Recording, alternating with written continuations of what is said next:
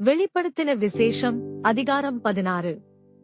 அப்பொழுது தேவாலயத்திலிருந்து உண்டான ஒரு பெருஞ்சத்தம் அந்த 7 தூதருடனே, நீங்கள் போய் தேவனுடைய கோபகலசங்களை பூமியின் மேல் ஊற்றுங்கள் என்று சொல்லக் கேட்டேன்.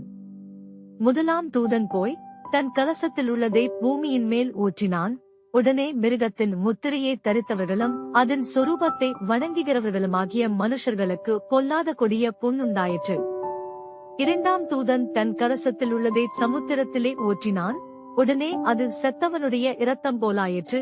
சமுத்திரத்தில் உள்ள பிராணிகள் யாவும் மாண்டு போயின. மூன்றாம் தூதன் தன் கலசத்தில் உள்ளதை ஆறுகளிலும் நீரூற்றுகளிலும் ஊற்றினான். உடனே அவைகள் இரத்தமாயின. அப்பொழுது தண்ணீர்களின் தூதன், இருக்கிறவரும் இருந்தவரும் பரிசுத்தருமாகிய தேவரீர் இப்படி நியாயந்தீர்க்க நீதியுள்ளவராயிருக்கிறீர். அவர்கள் பரிசுத்தவான்களுடைய இரத்தத்தையும் தீர்க்கதரிசிகளுடைய இரத்தத்தையும் சிந்தினபடியினால் இரத்தத்தையே அவர்களுக்கு குடிக்க கொடுத்தீர், அதற்கு பாத்திராயிருக்கிறார்கள் என்று சொல்லக் கேட்டேன். பலிபீடத்திலிருந்து வேறொருவன், ஆம், சர்வவல்லமையுள்ள தேவனாகிய கர்த்தாவே, உம்முடைய நியாய தீர்ப்புகள் சத்தியமும் நீதியுமானவைகள் என்று சொல்லக் கேட்டேன்.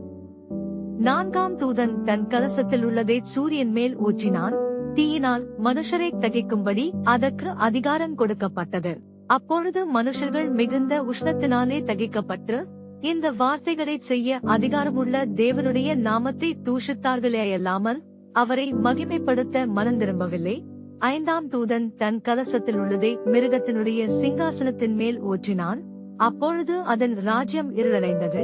அவர்கள் வருத்தத்தினாலே தங்கள் நாவுகளை கடித்துக் கொண்டு தங்கள் வருத்தங்களாலும் தங்கள் புண்களாலும் பரலோகத்தின் தேவனை தூஷித்தார்களேயல்லாமல் தங்கள் கிரியைகளை விட்டு மனந்திரும்பவில்லை. ஆறாம் தூதன் தன் கலசத்தில் உள்ளதை ஐப்ராத்து என்னும் பெரிய நதியின் மேல் ஊற்றினான். அப்பொழுது சூரியன் உதிக்கும் திசையிலிருந்தும் ராஜாக்களுக்கு வழி ஆயத்தமாகும்படி அந்த நதியின் தண்ணீர் வற்றி போயிற்று. அப்பொழுது வலுசர்ப்பத்தின் வாயிலும் மிருகத்தின் வாயிலும் கள்ளத்தீர்க்கதரிசியின் வாயிலுமிருந்து தவளைகளுக்கு ஒப்பான 3 அசுத்த ஆவிகள் புறப்பட்டு வரக் கண்டேன். அவைகள் அற்புதங்களை செய்கிற பிசாசுகளின் ஆவிகள். அவைகள் பூலோகமெங்குமுள்ள ராஜாக்களை சர்வவல்லமையுள்ள தேவனுடைய மகாநாளில் நடக்கும் யுத்தத்திற்கு கூட்டிச் சேர்க்கும்படிக்கு புறப்பட்டு போகிறது. இதோ, திருடனைப் போல் வருகிறேன்.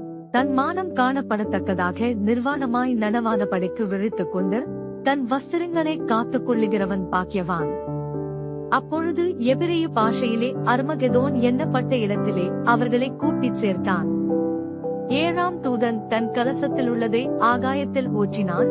அப்பொழுது பரலோகத்தின் ஆலயத்தில் உள்ள சிங்காசனத்திலிருந்து ஆயிற்று என்று சொல்லிய பெருஞ்சத்தம் பிறந்தது. சத்தங்களும் இடி முழக்கங்களும் மின்னல்களும் உண்டாயின. பூமி மிகவும் அதிர்ந்தது. பூமியின் மேல் மனுஷர்கள் உண்டான நாள் முதற்கொண்டு அப்படிப்பட்ட பெரிய அதிர்ச்சி உண்டானதில்லை. அப்பொழுது மகா நகரம் 3 பங்காக பிரிக்கப்பட்டது. புறஜாதிகளுடைய பட்டணங்கள் விழுந்தன.